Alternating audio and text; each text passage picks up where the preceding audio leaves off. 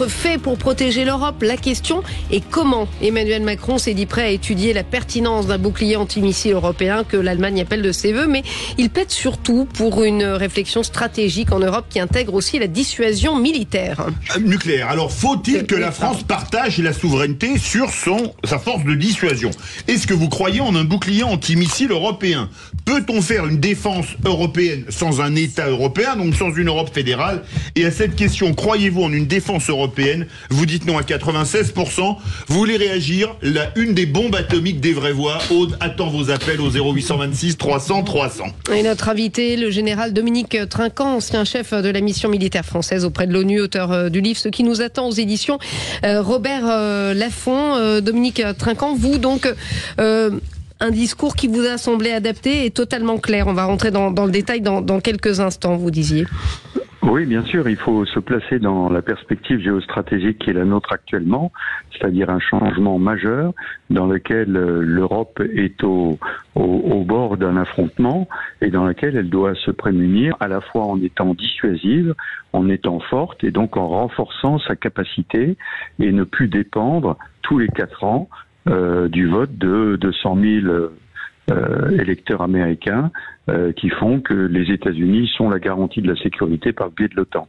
Et surtout si Donald Trump repasse au pouvoir, on l'imagine. Philippe Ligère. Mon général, si vous me le permettez, j'aimerais, avant une intervention qui serait forcément moins érudite que la vôtre dans le domaine militaire, vous poser cette question. Est-ce qu'au fond, le discours du président de la République n'a pas été fondé d'abord sur une dramatisation dont on peut comprendre l'obligation, et deuxièmement, est-ce que ce concept de l'Europe puissance qu'il a développé est directement relié aux événements que l'Europe connaît, mais est-ce que vous pensez qu'elle est appelée à avoir véritablement un grand avenir opératoire? Oui, alors je pense qu'elle a un grand avenir opératoire, tout simplement parce que on se rend compte, on s'en est rendu compte déjà, sans parler de la guerre actuelle, lors de la crise du Covid, où d'un seul coup on s'est aperçu qu'on n'était pas alimenté comme il fallait, qu'on devait se réunir tous ensemble, alors que je rappelle que le domaine de la santé n'était pas un domaine de l'Union européenne. Eh bien, en marchant, l'Union européenne a inventé. Et elle a inventé des capacités qui ont été absolument remarquables. Donc je pense qu'il y a un contexte stratégique aujourd'hui qui marque la fin de... On a un problème de liaison avec le général Trinquant, on le rappelle immédiatement. René Chiche. Non, alors moi, en attendant que le général revienne, moi je n'ai pas vraiment compris l'intervention du président Macron, parce que en parlant de défense européenne, d'abord il faut quand même savoir il existe ce qu'on appelle un fonds de défense européen, il me semble qu'il est doté de plusieurs milliards, qui réunit tous les pays d'Europe. Et ce fonds européen de défense intervient dans différents domaines, les équipements, l'infrastructure, la recherche, etc. Donc ça existe déjà aussi. Il y a aussi ce qu'on appelle, je crois, ce que me disait ce matin un ami journaliste, la boussole stratégique, qui est une sorte de livre blanc des États européens en matière de défense, pour être amené éventuellement à défendre l'Europe en cas d'attaque ou d'agression. Donc j'ai pas bien compris. Et puis en plus, il n'a pas vraiment non plus parlé, si j'ai bien compris, d'une armée européenne. Parce que visiblement, aucun pays n'est d'accord pour constituer une véritable armée européenne sous la houlette d'un général qui dirigerait l'armée. On a retrouvé le général Trinquant. Excusez-moi. Mon général, une question. On parlait d'une armée européenne, mais s'il y a une défense européenne, il y a une armée européenne, qui serait le patron? Bien sûr que non. Mais non, bien sûr que non. Écoutez, aujourd'hui, l'Europe est défendue essentiellement par une coalition qui s'appelle l'OTAN. Oui. L'OTAN est constituée d'armées nationales. Donc, il y a rien de nouveau sous le soleil. Et tous les gens qui vous parlent d'armée européenne, c'est un épouvantail pour faire peur à tout le monde. Ça n'existe pas, une armée européenne. C'est une organisation dans laquelle il y a des armées nationales qui sont placées temporairement sous le commandement d'un général qui est désigné. Pendant la Première Guerre mondiale, je rappelle que c'était le maréchal Foch qui commandait les armées occidentales. Ça a été le premier commandant en chef. Donc voilà, et pendant la Seconde Guerre mondiale, ça a été un général américain. Aujourd'hui, dans l'OTAN, c'est un général américain. Eh bien, en Europe, il s'agit d'ordonner les choses à partir d'armées nationales. Donc ne parlons pas d'armée européenne, parlons d'une défense de l'Europe par les Européens. Virginie Calmels.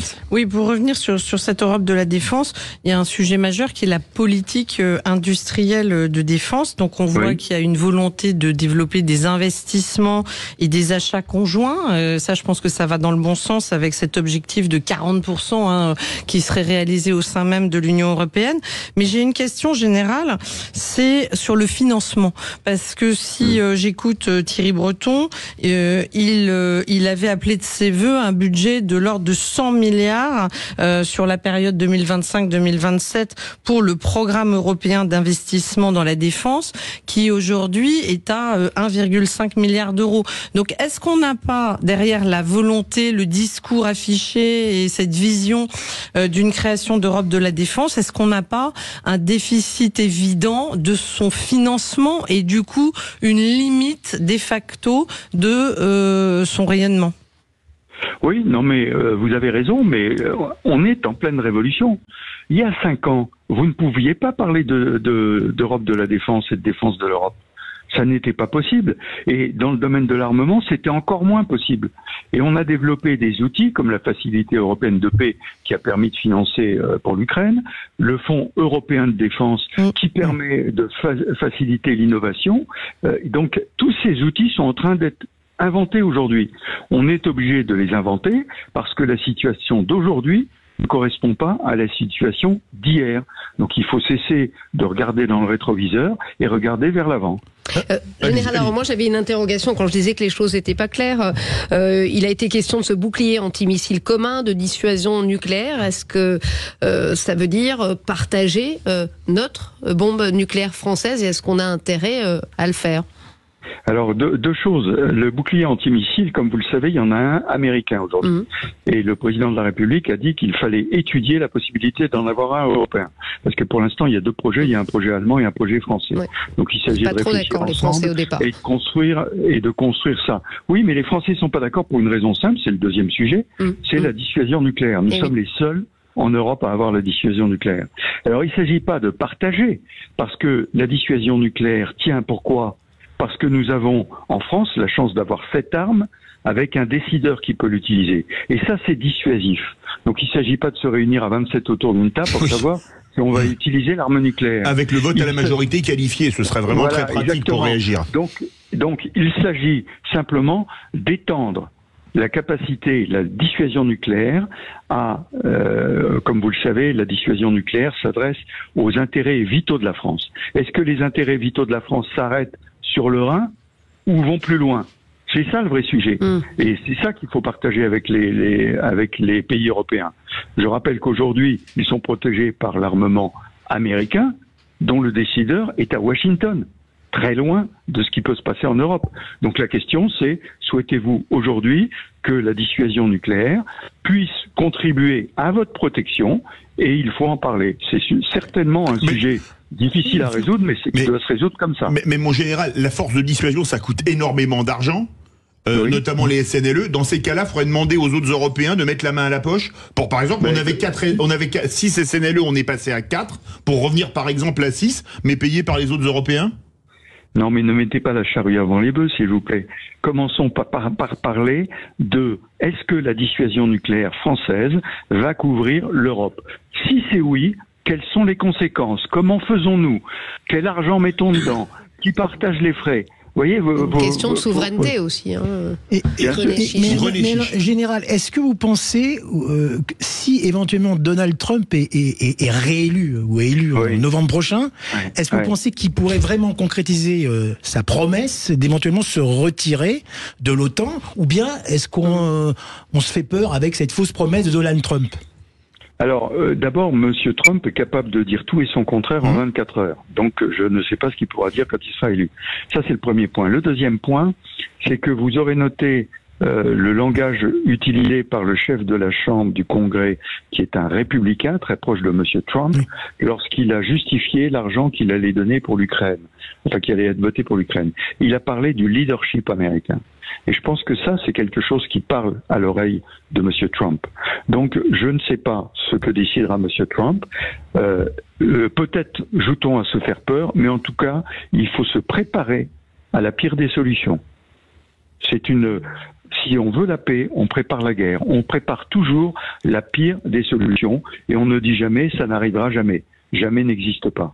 René Chiche, oui, juste une petite question encore, j'en parlais tout à l'heure. Ce fameux fonds de défense européen, concrètement, c'est pour les gens qui ne connaissent pas ce que c'est. Vous pouvez l'expliquer concrètement, parce que moi j'ai une petite hésitation là-dessus. C'est quelque chose qui permet de rechercher, de faire de la recherche, pardon, excusez-moi, en matière d'armement, d'avoir des équipements nouveaux. C'est quoi exactement ce fameux fonds de défense européen ? Le Fonds européen de défense est un levier qui effectivement permet de faire de l'innovation. Mais pour faire de l'innovation, il a 3 conditions qui me paraissent très intéressantes. Il demande que ce soit 3 sociétés venant de 3 pays européens différents.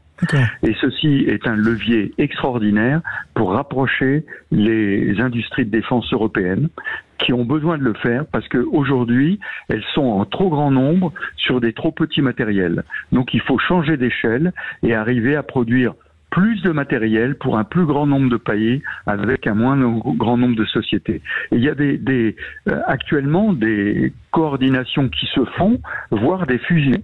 Et c'est très bénéfique pour l'ensemble de l'industrie européenne. Virginie Calmels. Oui, Général, à quelques semaines des élections européennes, on voit bien que le débat est prégnant sur la défense de la souveraineté française. Et je pense que beaucoup de Français sont inquiets, en fait, quand ils entendent le discours d'Emmanuel Macron sur une Europe de la défense, se disant que finalement on transférerait au niveau européen la défense, alors même qu'aujourd'hui l'Europe est très décriée, notamment de par sa suradministration et son côté très technocratique et parfois éloigné peut-être des préoccupations des individus. Quels sont les arguments que vous mettriez en avant, outre évidemment le sujet du financement et de ce qu'on a évoqué tout à l'heure, notamment les investissements achats conjoints, enfin le fait d'être plus fort à plusieurs que seul. Quels sont les arguments que vous mettriez en avant pour ne pas traduire ça par un abandon de notre souveraineté en matière de défense ? Alors, le premier point que je mettrai en avant est que la France n'est plus en capacité, compte tenu de l'état du monde aujourd'hui, de se défendre seule. Elle est capable de monter des opérations comme elle l'a fait en Afrique, qui se terminent comme elles se terminent. Elle est capable de faire des coups, j'allais dire. Mais la défense globale, aujourd'hui, regardez-la, elle est au sein de l'OTAN. Et la question qu'on se pose, c'est est-ce que l'OTAN va survivre longtemps ? Donc préparons-nous à la disparition ou la diminution ou l'incapacité de l'OTAN. Et surtout, renforçons ce pilier européen au sein de l'OTAN. Deuxièmement, il n'y a absolument aucun abandon de souveraineté. Je vais vous donner un exemple simple. Le porte-avions Charles de Gaulle, qui est actuellement dans une opération de l'OTAN, est passé sous contrôle opérationnel de l'OTAN. Alors j'ai entendu plein de voix disant c'est une catastrophe, on abandonne notre autorité, etc. Absolument pas. Ce porte-avions, pour des raisons opérationnelles, est dans un circuit de commandement de l'OTAN, mais la France a toujours la main sur le commandement et à tout moment peut le retirer. Donc si vous voulez, on n'est plus capable de s'adresser à une menace majeure. Et quand tu parles de menace majeure, il ne s'agit pas simplement d'obus, il s'agit de cybersécurité, il s'agit de communication, il s'agit d'espace, il s'agit bien sûr de nucléaire. Donc on n'est plus capable de faire ça tout seul, donc on doit se coordonner ensemble, mais c'est pas pour autant qu'on abandonne notre souveraineté. Je le répétais, c'est pas une armée européenne, ce sont des armées nationales qui sont coordonnées. Et ça fait quand même quelques siècles, j'allais dire, que ça se passe. C'est pas une nouveauté. Merci beaucoup, Général Trinquant. Merci d'avoir été avec nous. Merci aux vraies voix, Philippe Bilger, René Chiche, Virginie Calmels. Et merci pour cette semaine, Philippe. Merci pour cette semaine. Ça a été un plaisir de vous avoir en notre compagnie. Stéphanie de Buru, ça a été un plaisir de vous avoir. Dès lundi, on revient toujours au même horaire, 17h, 20h. Cécile sera de retour. On l'embrasse également. On vous embrasse. Merci d'avoir été avec nous. Ça a été un plaisir. Et tout de suite, merci René Chiche, Virginie Calmels. On va parler rugby. Et c'est